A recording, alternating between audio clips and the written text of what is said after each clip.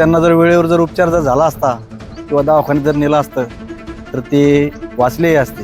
राठी साहेबांना दुःख होऊन देखील ते चौथ्याच दिवशी या आंदोलनामध्ये पुन्हा सक्रिय झाले.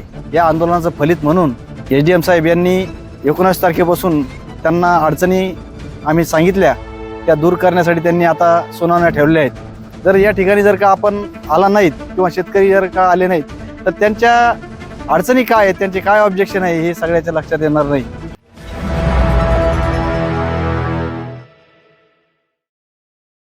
आज आमचा या आंदोलनाचा 15वा दिवस.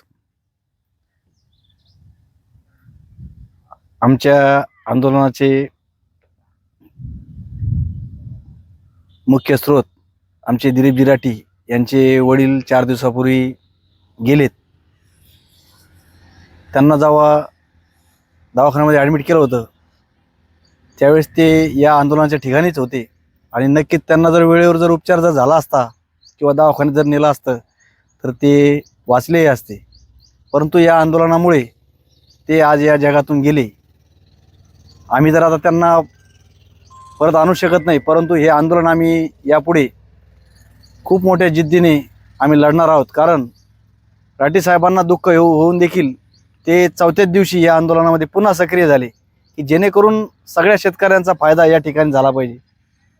यामध्ये सांगायचं तात्पर्य एवढंच की आपण सगळ्या शेतकऱ्यांनी त्यांना ऊर्जा देणं गरजेचं आहे. आता या आंदोलनाचं फलित म्हणून SDM साहेब यांनी 19 तारखेपासून या आंदोलनाच्या ज्या आंदोलनामध्ये त्यांना अडचणी आम्ही सांगितल्या त्या दूर करण्यासाठी त्यांनी आता सुनावण्या ठेवल्या आहेत.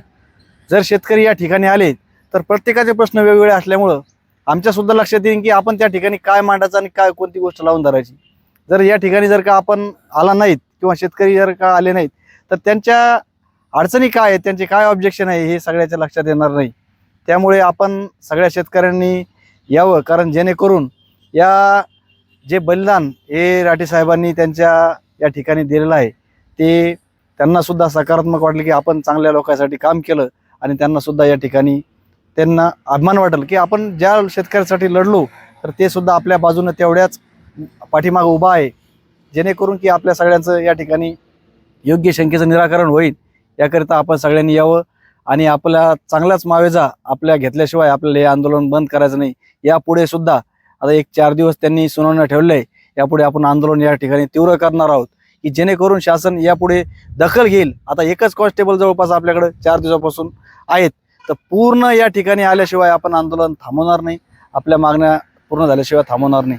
जे काही त्याच्यामध्ये फलित होईल एका ना एका शेतकऱ्याचं या ठिकाणी चांगला मावेजा मिळण्यासाठी आपण सगळे प्रयत्न करणार.